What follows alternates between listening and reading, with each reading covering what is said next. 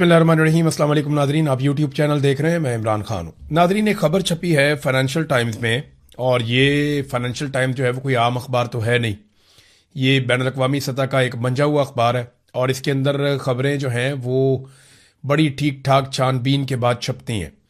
तो एक इन्होंने, क्योंकि दुनिया की सबसे बड़ी स्टोरी है कि इस वक्त ईरान और अमेरिका के बीच में जंगबंदी हो रही है, और स्विट्ज़रलैंड के अंदर इस मुआहदे के ऊपर दस्तखत होने जा रहे हैं।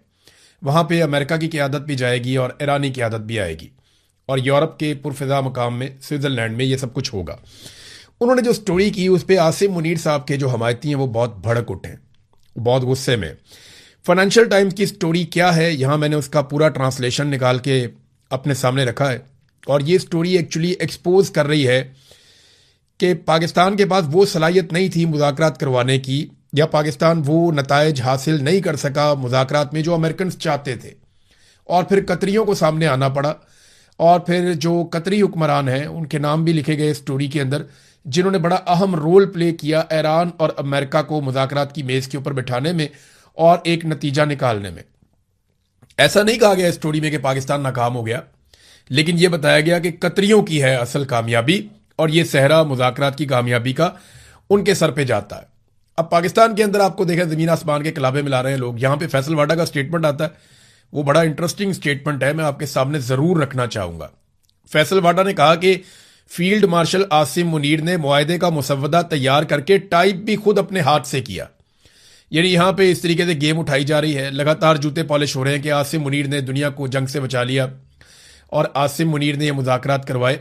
लेकिन फाइनेंशियल टाइम्स की स्टोरी कुछ और कह रही है। अब दुनिया भर के जो जरीदे हैं, अखबारात हैं, वहाँ इसके ऊपर तबसरा किया जा रहा है, और बहुत बड़े बड़े लोग, बड़े तगड़े लोग जो है वो इसके ऊपर अपना मौक़िफ़ भी दे रहे हैं। स्टोरी क्या है पहले आप वो देख लीजिए, आपको समझ आ जाएगी। स्टोरी ये कहती है कि जी अमेरिका और ईरान के दरमियान हतमी मुआहदा कतर ने करवाया है या पाकिस्तान ने करवाया है। इस पे फाइनेंशियल टाइम्स की एक बड़ी स्टोरी है। मुआहदा कैसे तय पाया, ये है जी मेन चीज़। और इसके अंदर उन्होंने पूरी स्टोरी में लिखा कि कितने उतार चढ़ाव आए। कई मरतबा मुआहदा बिल्कुल करीब पहुंच जाता था और फिर एकदम लड़ाई हो जाती थी। शुरू में पाकिस्तान इसके बीच में आया और पाकिस्तान ने एक सालिस के तौर पे काम किया, जबकि कतरी, मिस्री और तुर्की जो है वो पाकिस्तान की मदद कर रहे थे। लेकिन पाकिस्तान मतलूबा नताइज हासिल करने में कामयाब नहीं हो सका। चंद घंटे तो ऐसे भी रहे कि जिसमें कतरी सालिसों को यकीन करने का मौका मिल गया कि शायद अब बहुत मुश्किल होगा, और कई दफ़ा उन्हें ऐसा लगा कि शायद अब मुश्किल टल चुकी है। फिर बहुत सारी स्टोरी के अंदर उतार चढ़ाव बताए गए कि जैसे ही मुज़ाकरात होते थे और चीज़ें करीब आती थीं, वैसे ही दोबारा से अमेरिका या इसराइल फिर से अटैक कर देते थे। कभी ईरान जवाबी अटैक करता था। तो जो सबसे बड़ी रुकावट थी दोनों के बीच में, कोई मुआहदा नहीं हो पा रहा था, वो कतरियों को समझ आई मई के मिड में। क्योंकि यानी मई तक तो पाकिस्तान कोशिश कर रहा था। देखिए, फरवरी में ये जंग शुरू होती है, 28 फरवरी को। मार्च और अप्रैल लगभग जंग के अंदर गुजर जाते हैं। फिर पाकिस्तान के वज़ीर आज़म को बीच में डाला जाता है कि आप जंगबंदी का कहें ताकि जंगबंदी हो जाए। फिर पाकिस्तान का वज़ीर आज़म जंगबंदी के लिए कहता है, और अगले चंद दिन पाकिस्तान ने कोशिश भी की, बड़ा जोर लगाया, लेकिन ईरानियों को पाकिस्तानी कायल नहीं कर पाए कि अमेरिकन क्या चाह रहे हैं। अच्छा, इस खबर के अंदर यह बताया गया है कि, या तासुर दिया गया है कि field marshal Asim Munir America की तरफ से मुज़ाकरात कर रहे थे, वो ईरानियों की तरफ से मुज़ाकरात नहीं कर रहे थे। वो अमेरिका की जानिब से वेल ब्रीफ्ड थे, यानी अमेरिकन ने उनको बताया हुआ था कि उन्हें क्या चाहिए ईरानियों से, और वो उसी के लिए कोशिश कर रहे थे। लेकिन मई के वस्त में सूरत हाल बहुत ज़्यादा ख़राब हो गई। फिर जनाब अमेरिकन ने कतरियों को आगे किया, और कतरियों का इसमें बहुत तजर्बा है। कतरियों ने पूरी दुनिया के अंदर जो तालिबान का अमेरिका का डील वो भी उन्होंने करवाया था। उससे पहले और बहुत सारे जो मीडिएशन के मामला हैं दुनिया में, कतरी बहुत अहम और तजर्बाकार है इस काम में। उनके नाम भी हैं, मैं आपको भी बताता हूं। तो प्रॉब्लम यह हो रहा था कि डोनाल्ड ट्रंप को बहुत जल्दी थी मुआहदा करने में। वो ये चाहता था कि फटाफट मुआहदा हो जाए। डोनाल्ड ट्रंप की बेसब्री थी, और वो मुआहदे के अंदर अपने टारगेट रख के बैठा हुआ था कि ये काम होने चाहिए। वो उजलत में मुआहदा करना चाह रहा था। जबकि ईरान के लिए एक और मसला था। उनके लिए मसला यह था कि वो इस मुआहदे को ईरानी निज़ाम में जायज़ और दुरुस्त तरीके से देखा जाए, ऐसा बनाए कि ईरानियों को लगे कि वो लड़ाई हारे नहीं है, और ये मुआहदा उन्हें जायज़ लगे, और ऐसा ना लगे कि कहीं उन्होंने हथियार डाल दिए। ईरानियों के लिए ये मसला था। दूसरा, ईरानियों के बारे में लिखा गया इस आर्टिकल में कि वो एक एक लफ्ज़ को गौर से पढ़ते हैं और अल्फाज को तब्दील भी करवाते हैं। वो बड़े शानदार, बड़े धीमे लहजे के और बड़े तरीके से चलने वाले, बड़े समझदार किस्म के मुज़ाकरातकार हैं। तो ईरानियों की तारीफ की गई इस आर्टिकल में, और ये खबर आती है कतरियों की जानिब से जो इस मुज़ाकरात का हिस्सा थे, या सोर्सेज जो इसके अंदर शामिल थे ईरान में, कतर में, पाकिस्तान में या अमेरिका में, उन सोर्सेज से फाइनेंशियल टाइम ने ये पूरी स्टोरी निकाल कर दी है। अब वो ये बताते हैं कि जनाब एक मौका ऐसा आया कि जब डोनाल्ड ट्रंप ने ईरानी तजावीज़ को कचरे का एक टुकड़ा करार दे दिया, और फिर उसके बाद वाशिंगटन ने कतर को कहा कि आप आगे बढ़ें, और मई के वस्त में ये लोग बीच में आते हैं। इनमें अली अस्सवादी और हमद अल कबीसी, ये दो अहम ऑफिशियल्स हैं, बहुत अहम लोग हैं कतर के। ये इस मुज़ाकराती अमल का हिस्सा बन जाते हैं और ये बार बार तेहरान के दौरे करते हैं। यानी ये ईरान गए और खुफिया तौर पे गए, इन्होंने किसी को नहीं बताया कि ये ईरान जा रहे हैं। इन्होंने खुफिया ईरान के दौरे किए, बार बार किए। अमेरिका को इस बात का पता था, लेकिन ये पब्लिक नहीं करते। कतरियों की ये खूबी ये है कि वो जो भी मुज़ाकरात करवाते हैं वो खामोशी के साथ काम करते हैं, वो अपनी पब्लिसिटी नहीं करते, उन्हें शोर डालने का शौक नहीं है, वो सिर्फ अपना टारगेट अचीव करते हैं। पाकिस्तान ने रोला ज्यादा डाला हुआ था, काम पाकिस्तान कर नहीं पा रहा था इस आर्टिकल के मुताबिक। फिर उन्होंने कहा जी कि मुज़ाकरात अभी काफी आगे बढ़े ही थे कि ईरान पर अमेरिका और इसराइल ने दोबारा हमला कर दिया और दोबारा से हालात खराब हो गए। और 2 मरतबा ऐसा हो चुका था कि जैसे ही मुआहदा चल रहा होता था, मुज़ाकरात चल रहे होते थे, तो बीच में हमला कर दिया जाता था और हालात खराब हो जाते थे। फिर मंगल 19 मई को कतरी वफद नायब सदर जेडी वेंस और स्टीव विटकॉफ और जेरेड कुशनर को ब्रीफिंग देने के लिए वाशिंगटन पहुंचा, और उन्होंने गजा में इसराइल हमास जंग को खत्म करने के लिए डोनाल्ड ट्रंप के मंसूबे पर उन्होंने कहा ये काम करें आप फटाफट, क्योंकि अगर आप वहां पे लड़ाई खत्म, देखिए इन्होंने इससे पहले काम किया था हमास की और इसराइल की जंगबंदी के लिए भी, और अब ये बार बार ये समझा रहे थे कि इसराइल जो लबनान के ऊपर अटैक करता है उससे प्रॉब्लम क्रिएट होती है। तो जून में फिर लबनान के ऊपर अटैक किया गया, फिर ईरान ने भी वापस हमला किया, फिर बार बार झड़पें होती रही, लेकिन मुज़ाकरात साथ साथ चलते रहे। तो कतरियों ने कम से कम ईरान को यह समझाया कि मुज़ाकरात अगर नाकाम हो जाते हैं तो उनको कितना नुकसान होगा और कामयाबी पे कितना फायदा होगा, और अमेरिकन को यह बताया और उन्हें कायल किया कि इन शराइत के ऊपर तो ईरान कभी नहीं मानेगा, तो कुछ चीजें जो है इनका हल निकल सकता है। बहरहाल दोनों फ्रीकैन को आहिस्ता आहिस्ता, यानी दोनों को लगता था उनका पल्ला जो है वो भारी है, ईरानियों को लगता था कि हम तगड़े हैं, अमेरिकन को लगता था हम इनको तबाह कर देंगे, और इसलिए दोनों बात मानते नहीं थे। फिर कतरियों ने इसके अंदर, क्योंकि उनका बहुत वसी तजर्बा है ये काम करने में, उन्होंने कुछ ना कुछ करके ये मुज़ाकरात कामयाब बनाए। और एक मौका ऐसा भी आया कि तमाम अरब हुक्मरानों ने और फील्ड मार्शल ने डोनाल्ड ट्रंप को फोन करके हमला ना करने की दरख्वास्त की थी। फिर इसके अंदर एक जुमला है जो खास तौर पे मैं आपको बताना चाहूंगा कि ट्रंप के साथ फील्ड मार्शल के ताल्लुकात की बदौलत पाकिस्तानी अच्छी तरह से ब्रीफ्ड थे और इस अमल का चेहरा थे, यानी पाकिस्तानियों को सामने रखा गया था। लेकिन कतरियों ने खामोशी से दोनों फ्रीकैन को करीब लाने के लिए ज्यादातर भारी भरकम काम किया। तो असल काम जो है वो ये आर्टिकल बता रहा है कि कतरियों ने किया है।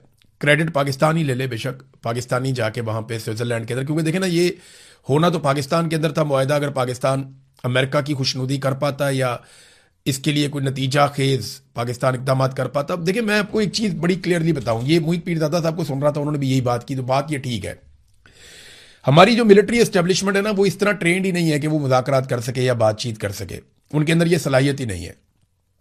अगर उनमें ये सलाहियत होती तो बांग्लादेश थोड़ी टूट जाता, अगर ये सलाहियत होती तो वो इंडिया के साथ अपने मामलात बातचीत से हल कर लेते, सलाहियत होती तो अफगानिस्तान के साथ अपने मामलात बातचीत के साथ हल कर लेते, अगर सलाहियत होती तो पाकिस्तान के अंदर जो बलूचिस्तान से लेकर खैबर पख्तूनख्वा तक आग लगी हुई है वो आग ना लगी हुई होती, बातचीत करने की सलाहियत होती तो आज कश्मीर के अंदर लोगों का खून ना बह रहा होता, बातचीत करने की अगर सलाहियत होती तो पाकिस्तान तहरीक इंसाफ की मुखालफत में जो दर्जनों लोग कत्ल कर दिए गए, पाकिस्तान की मईशत का बेड़ा गर्क कर दिया गया, तो ये ना हो रहा होता। तो पाकिस्तान की एस्टेब्लिशमेंट में बातचीत करने की बिल्कुल कोई सलाहियत नहीं है, बिल्कुल नहीं है। ये सिर्फ बंदूक की जबान जानते हैं, मार कुटाई इनका काम है, मुकदमे दे दो, मार कुटाई कर लो, ये कर लो, वो कर लो, इसके अलावा कुछ नहीं कर सकते। बातचीत करने की सलाहियत इनमें नहीं है, अगर होती तो पाकिस्तान में आपको दिखाई देती। पाकिस्तान के हालात बता रहे हैं कि हम बातचीत करने की सलाहियत नहीं रखते। हाँ ये जरूर है कि अगर कोई हमें सामने कर ले तो एक्टिंग वैक्टिंग हम करके आ जाते हैं, तो इस पे अब पाकिस्तान में गुड्डी चढ़ाने की कोशिश की जा रही है। फील्ड मार्शल आसिम मुनीर की जनाब के हमारे डंके बज गए पूरी दुनिया में, वो बजेंगे भी, क्योंकि आपको फेस के तौर पे सामने रखा गया है। और कतरियों को ज्यादा शौक नहीं है कि वो सामने आकर अपने गेम उठाएं, या कतरियों को ऐसी कोई मजबूरी भी नहीं है क्योंकि उनके मुल्क के अंदर उनकी हुकूमत और वो उनकी रहनी है, वो वहां पे तगड़े हैं और उनकी बादशाहत है, उन्हें प्रॉब्लम कोई नहीं है, तो वो अपना काम खामोशी के साथ करते हैं। तो पाकिस्तानियों को या पाकिस्तानी सरकार को या फील्ड मार्शल को ज़रा तारीफ़ों की ज़रूरत है कि हमें तारीफ़ें वारीफ़ें मिल जाए, लेकिन ये जो फाइनेंशियल टाइम की स्टोरी है इसके बाद जो गालम गलोच हो रही है फाइनेंशियल टाइम्स के ऊपर, जो लोग इस पर तबसरा कर रहे हैं उनके ऊपर भी हो रही है और बहुत सारे टाउट्स छोड़ दिए गए हैं इस काम को करने के लिए। अच्छी बात यह है कि चले दुनिया में अमन आने जा रहा है, कोई भी लेकर आ रहा है, अमन आने जा रहा है, तो अब पाकिस्तान के अंदर कम से कम ये बहाना तो खत्म हो जाएगा ना कि हमने महंगाई इसलिए कर दी कि दुनिया में अमन नहीं था। दुनिया में कहीं कोई पटाखा चल जाए ना तो पाकिस्तान के अंदर चीज़ें महंगी हो जाती हैं। इनको तो बहाना चाहिए चीज़ें महंगी करने का, इनको तो बहाना चाहिए पाकिस्तानी लोगों का खून निचोड़ने का, लिहाजा कम से कम ये बहाना तो खत्म होगा। शहबाज शरीफ ने ना एक स्टेटमेंट दिया, उसके बाद मैं ये सोच रहा था कि हमारे जो मौजूदा हुक्मरान है पाकिस्तान में, इन जैसे झूठे तो हमने ना कभी पढ़े ना कभी देखे। यानी शहबाज शरीफ का आप स्टेटमेंट देखें आप हैरान रह जाएंगे। ये एक्सप्रेस न्यूज़ के ऊपर छपा हुआ है, पहले आप स्टेटमेंट सुने फिर मैं आपको बताता हूं इन्होंने गेम क्या डाली। शहबाज शरीफ ने कहा यह मुमकिन नहीं कि अवाम कुर्बानी दें और अशराफिया मुराद हासिल करती रहे। आपको पता है इस बजट के अंदर इन्होंने जो बड़े बड़े इदारों को छूट दी है उसका ये बताते ही नहीं है कि इन्होंने किसको कितनी छूट दी है। अशराफिया को ये बताते ही नहीं है कि कितनी बड़ी बड़ी कंपनीज को, बड़े बड़े इदारों को इन्होंने कितना कितना अरब का टैक्स का छूट दिया। ये बताते ही नहीं है कि फौजी फाउंडेशन को इन्होंने और उसके झेली इदारों को इन्होंने कितनी छूट दी है टैक्सेस के अंदर, ये नहीं बताते। गरीब आदमी को कहां पे छूट दी है? गरीब आदमी के पास छोटी मोटी जो सब्सिडी होती थी वो भी छीन ली। पेट्रोल इस वजीर आजम ने 70 रुपए लीटर करना था, 170 रुपए वो पेट्रोल के ऊपर लेवी ले रहा है। यानी जितने रुपए का लीटर करना था उससे इमरान खान के दौर में पेट्रोल जितने रुपए का बिक रहा था ना उससे ज्यादा तो ये लेवी ले रहे हैं। सिर्फ पेट्रोल की कीमत तो उसके बाद है, बाकी टैक्सेस उसके बाद है।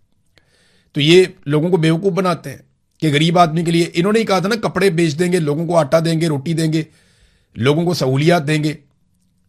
इन्होंने ही कहा था कि 300 यूनिट तक बिजली का बिल हम अदा करेंगे, आप अदा नहीं करेंगे।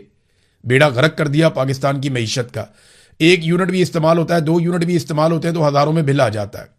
फिक्स चार्जेस इन्होंने लगा दिए हैं, लेवियां ये वसूल कर रहे हैं, एक के बाद एक टैक्स आम आदमी के ऊपर लगाते चले जा रहे हैं।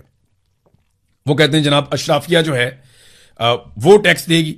शहबाज शरीफ का बयान है कि अशराफिया मुराद हासिल करती रहे और अवाम कुर्बानी दें, ये मुमकिन नहीं है। अवाम के लिए आपने कौन से प्राइवेट जेट लिए हैं? अभी इस साल के बजट में 9 अरब रुपया रख लिया पंजाब हुकूमत ने प्राइवेट जेट के लिए। मुझे बताएं ना ये पैसा किसका है? ये जो आप जहाज लेते हैं, जो आप सैर सपाटे करते हैं, पूरी दुनिया में आप वीवीआईपी बन के घूमते हैं, जो प्रोटोकॉल्स आप ले रहे हैं, जो अपनी तनख्वाहों में आप इजाफा कर रहे हैं, ये सारा कुछ आप क्यों कर रहे हैं? आम आदमी की तनख्वाह कितनी बड़ी है और वुज़रा की तनख्वाह कितनी बड़ी है, जरा ये आपको मैं थोड़ी सी एक झलक दिखाता हूं। आपके 14 तबक रोशन हो जाएंगे जो पाकिस्तान के साथ इन्होंने किया है। अब आ जाए जी मरियम नवाज के दौर के अंदर इन्होंने वुज़रा की तनख्वाहें कितनी बढ़ाई और आम जो एमपी है उनकी तनख्वाह कितनी बढ़ाई है। तो ये देखें जी 76,000 रुपए से बढ़ाकर 4 लाख रुपए कर दी। यानी जो तनख्वाहों में इजाफा किया गया वो 426% इजाफा किया गया। 1 जनवरी 2025 से नाफिज किया गया, तब तो और भी बढ़ गई। 426% तनख्वाह बढ़ाते हैं एमपीए की और आम पाकिस्तानी की तनख्वाह बढ़ाते हैं 7%। वुज़रा की तनख्वाहें कितनी बढ़ाते हैं? 860%। 860%। और आपकी तनख्वाह कितनी बढ़ी है? 7%। एक 860, एक तरफ सिर्फ 7, इतनी तनख्वाह बढ़ाते हैं। स्पीकर पंजाब असेंबली की तनख्वाह इन्होंने बढ़ाई कितनी? 1.25 लाख से बढ़ा के 9,50,000 कर दी। डिप्टी स्पीकर की 1,20,000 से बढ़ा के 7,75,000 कर दी। और बाकी सबकी तनख्वाहों में भी 400% से लेकर 600% तक इजाफा कर दिया। यह इजाफा किया गवर्नमेंट ऑफ पंजाब ने। वफाकी हुकूमत ने भी इसी तरह इजाफा किया। 2025 में वफाकी वुज़रा और मुशीरान की तनख्वाहें जो हैं वो 2 लाख रुपए से बढ़ाकर 5,19,000 रुपए तक कर दी गई। लगभग 200% के करीब इन्होंने या 2.5 गुना इन्होंने तनख्वाहें बढ़ा दी। आपकी तनख्वाह कितनी बढ़ती है? 7%। उनकी कितनी बढ़ती है? 250%। कितना फर्क है? तो ये अपनी तनख्वाहें ऐसे बढ़ाते हैं, फिर ये कहते हैं जनाब अशराफिया को हम कुछ नहीं देंगे और गरीबों को हम देंगे सारा कुछ। आप लोगों को बेवकूफ समझते हैं। हम बैठे हैं ना लोगों को डाटा बताने के लिए, क्योंकि हम गरीबों में से ही उठ के आए हुए हैं, हम उन्हीं के लोग हैं और हम आपको बताएंगे। और हर आदमी को इसके ऊपर पढ़ना चाहिए, लिखना चाहिए, बोलना चाहिए। आज सोशल मीडिया का दौर है, आप सारे ये आवाज उठाएं कि एमपीएस की, एमएनएस की, मिनिस्टर्स की, सेनेटर्स की, इनकी तनख्वाहें बढ़ी हैं जब से ये सरकार आई है। 400-400%, 600-600%, 900-900% तक इनकी तनख्वाहें बढ़ी हैं और महंगाई भी इसी रफ्तार से बढ़ी है। आपकी तनख्वाहें कितनी बढ़ाई गई? आपकी तनख्वाह बढ़ती है 10%, 5%, 7%, और इस मरतबा 7% की तजवीज दी गई है तनख्वाहें बढ़ाने की। और इसके अलावा जो इनके टीएडीए हैं, आनियां जानियां हैं, इनके जो प्रोटोकॉल्स हैं, इनको जो घर मिलते हैं, इनको जो अलाउंसेज मिलते हैं, वो इसके अलावा है। जो इनकी तनख्वाहें बढ़ी वो बाकी सारी चीजें इसके अलावा है। तो ये शहबाज शरीफ साहब जनाब इतने ढिले मुंह के साथ झूठ बोल देते हैं कि जनाब ये मुमकिन नहीं कि अवाम कुर्बानी दें और अशराफिया मुराद हासिल करती रहे। ये झूठ बोलते हैं। इमरान खान साहब के बारे में नाजरीन दो बड़ी अहम खबरें हैं। उनके दो केसेस हैं जो लगने जा रहे हैं सुप्रीम कोर्ट ऑफ पाकिस्तान में। पहला केस इमरान खान साहब का जो सुप्रीम कोर्ट ऑफ पाकिस्तान में लगेगा वो उनकी बहन की जानिब से है कि शिफा इंटरनेशनल अस्पताल में उन्हें मुंतकिल किया जाए और उनका इलाज उनके ज़ाती मुआलिजीन की मौजूदगी में किया जाए। ये उनकी बहन उज़मा खानम ने ये दरख्वास्त दी थी। एक तो ये केस है। दूसरा केस इमरान खान साहब का फैमिली और वकला और पार्टी के जो लोग हैं उनसे जो मुलाकातें करवानी हैं, अदालती हुक्म के बावजूद वो मुलाकातें नहीं हो रही। इस पर भी एक समाअत जो है वो सुप्रीम कोर्ट ऑफ पाकिस्तान में होने जा रही है। ये दोनों केसेस की समाअत कल हो जाएगी। अब देखते हैं कि इसके ऊपर क्या नतीजा निकलता है। लेकिन सुप्रीम कोर्ट ऑफ पाकिस्तान इंसाफ दे सकती है अगर वो चाहे तो, लेकिन नॉर्मली हमने पाकिस्तान में इंसाफ होता हुआ नहीं देखा। नाज़रीन, नवाज शरीफ साहब ने बिलाखिर एक स्टेटमेंट दिया कश्मीर के हवाले से। उन्होंने कहा कश्मीरी अवाम पाकिस्तान से अपना नजरियाती और फिक्री रिश्ता बरकरार रखते हुए पुरअमन रहें, धरनों को खत्म करके बामकसद मुज़ाकरात करें। नवाज शरीफ साहब ने ना किसी मुतालबे में कोई बात ही नहीं की कि मुतालबात जायज़ हैं नाजायज़ हैं, कश्मीरी क्या मांग रहे हैं, उस पर बात ही नहीं की। भाई इतना बड़ा लीडर है, 3 दफ़ा वज़ीर आज़म रह चुका मुल्क का, अपोजिशन लीडर भी रह चुका है, वज़ीर आला भी रह चुका, उसकी राय कोई नहीं है। उसने अपनी राय ही नहीं दी कि कश्मीरी जो मांग रहे हैं वो ठीक है या गलत है। कश्मीरी अपने हकूक के लिए पुरअमन तरीके से एहतजाज कर रहे हैं, वो ठीक है या गलत है, वो बात ही नहीं करते। मिलिट्री एस्टेब्लिशमेंट का चमचा बनकर रह गए मियां नवाज शरीफ साहब। ये उनकी हालत हो गई और अब वो गोलमोल स्टेटमेंट जारी कर रहे हैं कश्मीर के बारे में सिर्फ इसलिए कि आने वाले दिनों में कश्मीर में इलेक्शन है। और मियां साहब की जो दुर्गत बनी है पहले पाकिस्तान के इलेक्शन में कि उन्हें एक किराए की सीट दी गई, वो भी आधी रात को आरओ तब्दील करने के बाद यास्मीन राशिद ने मियां साहब को नाकों चने चबवाए हैं। मियां साहब की नाक रगड़ी है जमीन के ऊपर, यास्मीन राशिद ने तबाह करके रख दिया, बर्बाद कर दिया। लेकिन मियां साहब जाली सीट के ऊपर, चोरी की सीट के ऊपर आकर बैठ गए ढीठों की तरह। और अभी भी मियां साहब वहीं पे बैठे हुए हैं लास्टिक की शलवार पहन के। जो उन्हें मिलिट्री एस्टेब्लिशमेंट कहती है मियां साहब आगे कह देते हैं। अब कश्मीर पे गोलमोल स्टेटमेंट इसलिए दिया क्योंकि कश्मीर में भी आगे इलेक्शन आ रहा है। ख्वाजा आसिफ साहब की नादरीन गैरत जागी है। ख्वाजा आसिफ साहब ने एक बात की, उसका जवाब असद कैसर ने दिया। पहले जरा सुने ख्वाजा आसिफ ने बात क्या की। ख्वाजा आसिफ ने कहा कि हम असद कैसर के घर आईएसआई अफसरान की मौजूदगी में बिल्स की नोक पलक दुरुस्त करते थे। ये ऐसा कहा जैसे ये रोज करते थे। लेकिन वहां पे जो असद कैसर है उसने ये कहा कि आईएसआई अफसरान एफएटीएफ बिल पर अपनी इनपुट दे रहे थे। ये हुआ था मेरे घर पे। यानी ख्वाजा आसिफ ये कह रहे हैं कि हमने एक कानून साजी करनी थी और ये एफएटीएफ की कानून साजी थी। हम गए इनके घर में असद कैसर साहब के और वहां पे आईएसआई के अफसरान बैठे हुए थे और उनकी मौजूदगी में हम इस पे काम कर रहे थे और वो अपनी इनपुट दे रहे थे। असद कैसर कहते हैं जी बिल्कुल ये तो एफएटीएफ का मामला था और उनकी इनपुट की हमें जरूरत थी। इंस्टीट्यूशनल मेमोरी एक होती है, उनको हमने बुला लिया था, उनसे हमने काम लिया था। देखिए जो ब्रीफिंग है वो मंगाई भी जा सकती है। आप ये कह सकते हैं कि हमें ये चीजों की जरूरत है, आप आकर हमें बताएं। लेकिन फौज की सियासत में मुदाखलत है, इससे इनकार नहीं किया जा सकता। इमरान खान के दौरे हुकूमत में भी थी, गलत थी, नहीं होनी चाहिए थी। लेकिन और इमरान खान साहब को इस बात का इदराक भी हुआ। इमरान खान साहब ने इस बात पे अफसोस का इजहार भी किया कि उन्होंने एस्टेब्लिशमेंट पे जितना भरोसा किया या जितना इमरान खान साहब ने मिलिट्री एस्टेब्लिशमेंट पर इन्हिसार किया अपनी हुकूमत चलाने में, वो उन्हें नहीं करना चाहिए था। इमरान खान साहब ने खुद इस बात के ऊपर एतराफ भी किया। तो इमरान खान साहब ने तो एतराफ कर लिया। जब ख्वाजा आसिफ साहब एतराफ कर रहे हैं, उनका जमीर जाग रहा है कि जनाब वहां आईएसआई वाले बैठे थे, उस टाइम ख्वाजा आसिफ साहब को क्या हुआ था? तब तो आप इनकलाबी होते थे, तब तो मियां साहब इनकलाबी होते थे। बाहर निकलकर बताते ना कि अंदर आईएसआई के अफसर बैठे हुए हैं, वो हमारे से कानून साजी करवा रहे हैं। आज ख्वाजा आसिफ ने यह बात क्यों की? वो इसलिए की कि वो पीटीआई को और अपने आप को एक जैसा आज के दौर में दिखाना चाहते हैं। ख्वाजा साहब दौर बहुत आगे निकल गया है। ख्वाजा साहब कहते हैं मेरा जमीर जाग गया, इसलिए मैं ये बता रहा हूं कि आईएसआई के बंदे वहां बैठे हुए थे जहां पे मैं कानून साजी कर रहा था। तो ख्वाजा साहब गलतियां तो सबसे होती हैं, तो गलतियों को ठीक भी करना चाहिए ना। आज आप बड़े फखर से कहते हैं जनाब हाइब्रिड सिस्टम, दोगला निजाम चल रहा है, फौज और हम मिलकर सारे काम कर रहे हैं। आज सारे काम में आप कहते हैं आसिम मुनीर बराबर के शरीक हैं। तो उस दौर में अगर आईएसआई के अफसरान आपको बुरे लग रहे थे तो आज आपको क्यों अच्छे लग रहे हैं? उस दौर में भी बुरे थे, आज भी बुरे हैं। असूल है तो फिर एक ही होना चाहिए। और दूसरी बात यह है कि अगर आपका जमीर जाग रहा है तो जमीर को जरा थोड़ा सा और झंझोड़ें और यह बताएं कि 3 मरतबा आप एमएनए कैसे बने। आप ये बताएं कि जनरल बाजवा ने आपको एमएनए कैसे बनाया था। आप ये बताएं कि जनरल आसिम मुनीर ने आपको एमएनए कैसे बनाया। आप ये बताएं कि रेहाना डार के मुकाबले में आपको जाली फॉर्म 47 कैसे जारी किया गया। जब टीवी चैनल ने बता दिया कि आप इलेक्शन हार चुके हैं, आप फारिग हो गए हैं, तो फिर आप रातों रात इलेक्शन कैसे जीत गए? ख्वाजा आसिफ साहब, जमीर जगाना है तो जमीर को पूरी तरह से जगाइए, हाइब्रिड निजाम को लात मारिए। और मुझे लगता है ख्वाजा आसिफ इसलिए बोल रहे हैं कि अभी वजारतें तब्दील होने का वक्त आ गया। तो ख्वाजा साहब को लगता है कि थोड़ा ब्लैकमेल करूंगा तो मुझे कोई वजारत मिल जाएगी। और वजारतों के बारे में बताया जा रहा है कि मोहसिन नकवी की, इसहाक डार की, ख्वाजा आसिफ की और एहसन इकबाल वगैरह की कुछ लोगों की वजारतें तब्दील हो सकती हैं। तो देखते हैं वजारतों की तब्दीली में क्या होता है। भारत गिलगित बल्तिस्तान में नताइज नाजरीन अब जारी कर दिए गए हैं। मिलिट्री एस्टेब्लिशमेंट का इलेक्शन था, उनकी मर्जी के मुताबिक नताइज जारी होने थे। नताइज के मुताबिक पीपल्स पार्टी 11, नून लीग 6, आईपीपी 4, पीटीआई 2, पीटीआई के आजाद उम्मीदवार, बहुत सारी सीटें तो उनसे छीन भी ली, पीपल्स पार्टी को भी दे दी, पीएमएलएन को भी दे दी, और एमडब्ल्यूएम 1 सीट, तो कुल 24 नशिस्तें। 12